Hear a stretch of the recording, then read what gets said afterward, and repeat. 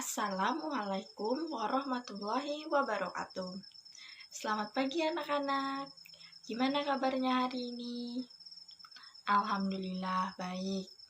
Baiklah, sebelum memulai pembelajaran hari ini, marilah kita berdoa menurut agama dan kepercayaan kita masing-masing. Berdoa dimulai. Bismillahirrahmanirrahim. Rabbi zidni ilma warzuqni fahma. Amin. Baik adik-adik, pembelajaran kita hari ini yaitu tematik dengan tema 1, subtema 4, dan pembelajaran kedua.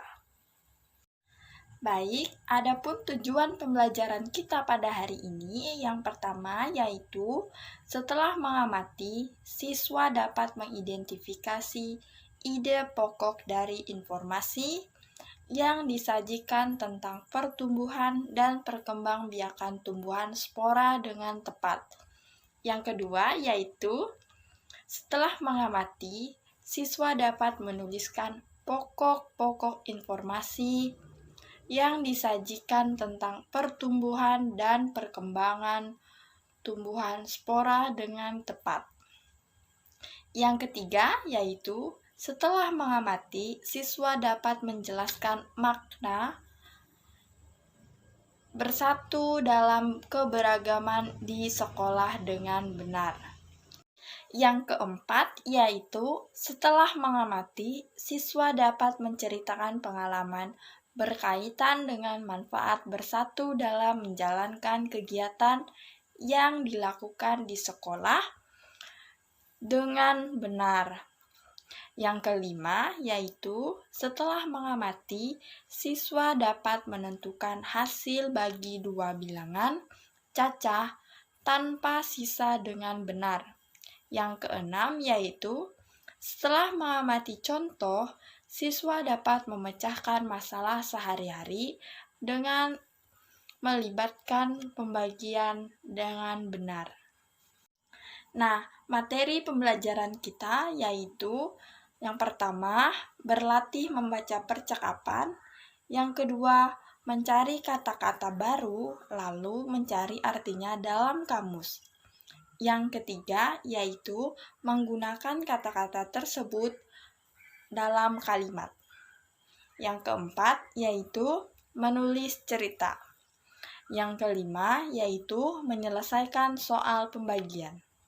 Baik, kita masuk pada materi tentang teks perkembangbiakan tumbuhan spora. Nah, perhatikan dulu ya teks percakapan berikut ini. Perkembangbiakan dengan spora. Perkembangbiakan tumbuhan juga dapat dilakukan dengan spora yang terdapat pada tumbuhan paku-pakuan. Ayo kita perhatikan percakapan antara Edo dan Lani. Hai Lani, kamu sedang apa? Hai Edo, aku sedang membantu ayah menyiram tanaman. Banyak sekali jenis tanaman di sini. Pantas saja udaranya terasa sejuk. Iya, aku dan ayah senang berkebun. Itu tanaman apa Lani? Oh, itu namanya paku-pakuan. Sebenarnya aku tidak menanamnya. Ia tumbuh sendiri. Bolehkah aku minta bijinya? Aku ingin mencoba menanamnya di pekarangan rumahku. Silakan, tetapi tanaman itu tidak punya biji. Tumbuhan itu menggunakan spora untuk berkembang biak. Spora? Coba kamu perhatikan bagian belakang daunnya. Wah, ada banyak bintik-bintik hitam. Nah, itu adalah kumpulan spora. Bentuk spora seperti biji, tetapi sangat halus. Jadi dapat diterbangkan angin dengan mudah. Angin menerbangkan spora itu sampai ke sini. Lalu ia tumbuh di sini. Wah, kamu hebat Lani. Kamu tahu banyak hal tentang tumbuhan. Terima kasih. Itu karena aku mencintai tumbuhan. Jika mencintai sesuatu, kamu tentu ingin tahu banyak tentang hal itu kan? Iya, kamu benar. Dalam percakapan antara Edo dan Lani, kita bisa menemukan beberapa kata sulit. Misalkan saja Ustazah mengambil 3 kata yang dianggap Ustazah sulit, yaitu spora, biji, dan sejuk. Kita bisa membuat kalimat dengan kata-kata sulit tersebut tadi. Contoh, spora. Saya melihat banyak spora di bawah daun tanaman paku-pakuan. Biji. Tanaman paku-pakuan memiliki spora yang bentuknya seperti biji yang halus. Sejuk. Udara di rumahku sangat sejuk karena berada di kaki gunung. Setelah kita membaca percakapan antara Edo dan Lani, kita bisa menuliskan kembali pemahaman kita tentang perkembangbiakan spora dengan menggunakan bahasa sendiri. Sebagai contohnya, Lani penyayang tanaman. Lani tidak saja tahu banyak hal tentang tanaman, tetapi ia juga rajin memelihara tanaman. Kegiatan merawat tanaman termasuk mencintai lingkungan. Merawat dan memelihara tanaman merupakan kewajiban kita terhadap lingkungan. Melalui kegiatan menanam, kita ikut serta menambah jumlah pohon. Semakin banyak jumlah pohon yang ditanam, semakin baik udara di sekitar kita. Jadi, anak-anak saat membuat karangan, meskipun menurut bahasa kita sendiri, kita tetap memperhatikan aturannya, yaitu penggunaan huruf kapital dan tanda baja dengan benar. Selanjutnya, kita masuk pada materi PPKN tentang pentingnya kerjasama di lingkungan sekolah. Kalian mengetahui apa itu keberagaman? Nah, anak-anak, keberagaman itu artinya ialah beragam atau berbeda-beda. Keberagaman yang ada di Indonesia seharusnya dapat mempererat hubungan antar masyarakat satu dengan yang lainnya. Sama seperti semboyan nasional kita, yaitu Bhinneka Tunggal Ika. Nah, anak-anak, ada yang tahu tidak apa itu Bhinneka Tunggal Ika? Nah, tepat sekali. Bhinneka Tunggal Ika ialah artinya berbeda-beda tetapi tetap satu. Nah, anak-anak, kita tahu di Indonesia begitu banyak suku, budaya, bahasa, dan adat.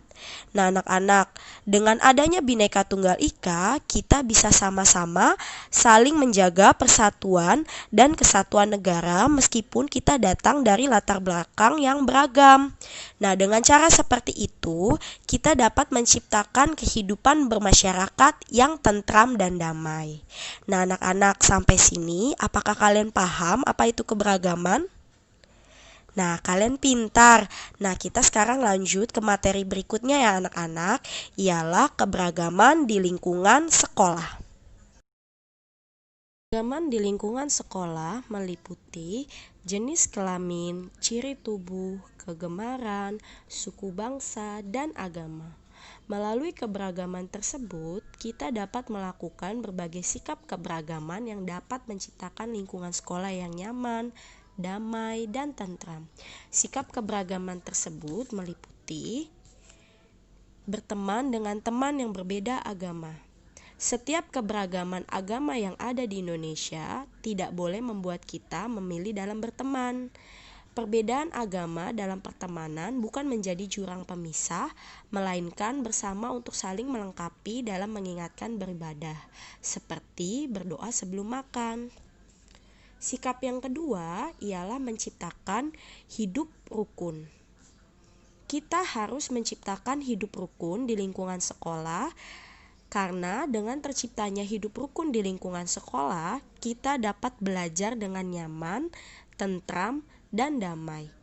Selain itu, kita juga bisa menumbuhkan sikap saling menyayangi dan menghormati antar sesama teman tanpa membeda-bedakan teman. Sikap selanjutnya ialah saling membantu. Kita harus saling membantu karena hidup akan terasa indah jika sesama teman mau saling membantu dalam rangka meringankan beban satu sama lain. Setiap beban yang tadinya sulit akan terasa lebih ringan. Selain itu, sikap yang bisa kita lakukan ialah menolong teman yang sedang sakit dengan memberikan catatan belajar agar teman tidak ketinggalan pelajaran. Sikap yang kedua bisa kita lakukan ialah menolong teman yang sedang kena musibah dengan memberi sumbangan. Sikap yang selanjutnya ialah kerjasama. Mengerjakan segala sesuatu dengan kerjasama, pekerjaan akan terasa lebih ringan dan menyenangkan. Kerjasama dalam bisa kita lakukan dalam kegiatan kerja kelompok serta kerja bakti di sekolah. Hal ini dilakukan untuk menumbuhkan sikap kebersamaan antar sesama teman. Nah, anak-anak, itulah sikap keberagaman yang harus kita lakukan di lingkungan sekolah demi terciptanya pembelajaran yang menyenangkan. Selanjutnya kita masuk pada materi matematika. Materi yang akan dipelajari hari ini adalah yang pertama, pembagian dengan cara pengurangan berulang. Yang kedua, pembagian dengan cara bersusun. Yang ketiga, soal cerita sehari-hari yang berkaitan dengan pembagian. Anak-anak, di pertemuan sebelumnya kita sudah belajar tentang penjumlahan berulang atau biasa disebut dengan perkalian. Kali ini kita akan belajar pengurangan berulang. Apa sih Bu pengurangan berulang itu? Nah, anak-anak, pengurangan berulang bisa disebut juga dengan pembagian. Coba perhatikan toples yang ada di layar kalian. Di sini terdapat 10 kacang yang ada di dalam sebuah toples. Nah, kemudian Bu Nisa mau pindah kacang-kacang tersebut ke dalam 2 tempat yang ada di sampingnya. Nah, pindahkan 2 biji kacang, letakkan masing-masing pada 2 tempat yang sudah disiapkan. Nah, kita lihat awalnya kacang ini berjumlah 10. Kita pindahkan 2 kacang di 2 tempat. Sisa berapa yang di sini? Sisa 8. Kita pindahkan lagi 2. Sisa berapa yang di tempat besar? Sisa 6 biji. Kita lakukan lagi berulang-ulang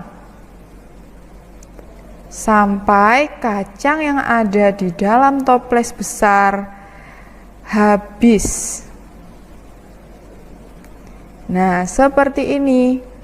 Lalu kita lihat 2 tempat yang ada di samping ini. Masing-masing tempat berisi 5 kacang. Nah, kejadian tersebut dapat ditulis dengan 10 dikurangi 2, dikurangi 2, dikurangi 2, dikurangi 2, dikurangi 2, hingga hasil yang ada di toples besar ini habis sisa 0. Seperti itu. Pengurangan berulang sampai tidak ada yang tersisa disebut juga dengan istilah pembagian. Nah, maka proses tersebut dapat ditulis dengan bentuk pembagian 10 dibagi 2. 10 jumlah kacang yang awalnya ada di toples besar dibagi 2. 2 dari tempat yang ada di sebelahnya. Sama dengan 5. 5 adalah hasil bagi kacang-kacang yang ada di setiap tempatnya. Seperti itu anak-anak yang dimaksud dengan pengurangan berulang. Yang kedua, kita akan belajar pembagian dengan cara bersusun. Untuk bilangan yang lebih besar pembagiannya dilakukan dengan cara bersusun seperti berikut. Contohnya 52 dibagi 2. Nah, apa sih Bu ini? Tanda apa sih Bu? Nah, tanda ini merupakan tanda bagi. 52 dibagi 2. Coba bagaimana caranya? Angka 5 pada bilangan 52 menempati nilai puluhan. Kita harus membagi puluhan terlebih dahulu dengan angka 2. 5 dibagi 2 berapa hasilnya? Kita coba lihat di tabel ini. 2 dikali 2 hasilnya 4. Berarti kalau 5 dibagi 2 yang mendekati berapa? Nah, yang mendekati adalah 2. Kemudian kita kalikan hasil pembagian dengan angka 2. Kemudian kurangkan hasil puluhan tersebut.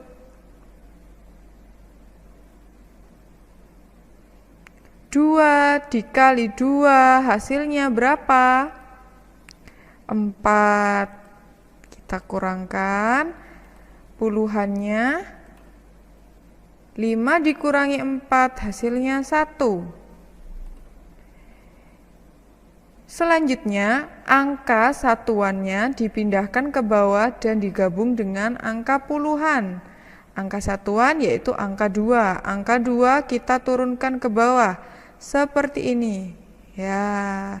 Lalu selanjutnya apa Bu yang harus kita lakukan? Nah, kita bagi angka 12 dengan angka 2. 12 dibagi 2 hasilnya 6. Kemudian kalikan angka 6 dengan angka 2. 6 dikali 2 berapa? Hasilnya 12. 12 kita tulis di bawahnya seperti ini. Yang terakhir kita kurangkan. Hasilnya adalah 0. Maka 52 dibagi 2 sama dengan 26. Seperti itu anak-anak. Yang ketiga, kita akan belajar soal cerita yang berkaitan dengan pembagian. Contohnya seperti ini anak-anak. Kita lihat ya. Pak Tarjo memiliki 196 buah kelapa. Buah tersebut akan dimasukkan ke dalam 7 keranjang. Setiap keranjang berisi kelapa yang sama banyaknya. Berapakah jumlah kelapa pada setiap keranjang? Caranya bagaimana, Bu? Nah, kita lihat bersama-sama. Diketahui jumlah kelapa 196 akan dimasukkan ke dalam 7 keranjang. Jumlah kelapa tiap keranjang adalah, nah, kita selesaikan pembagian berikut, yaitu 196 dibagi 7 hasilnya berapa? Nah, kita lihat pembagian berikut ini. 196 dibagi 7 hasilnya berapa ya? Kita lihat. Kita harus membagi dari angka yang terdepan terlebih dahulu. 1 dibagi 7. Kan gak bisa, Bu.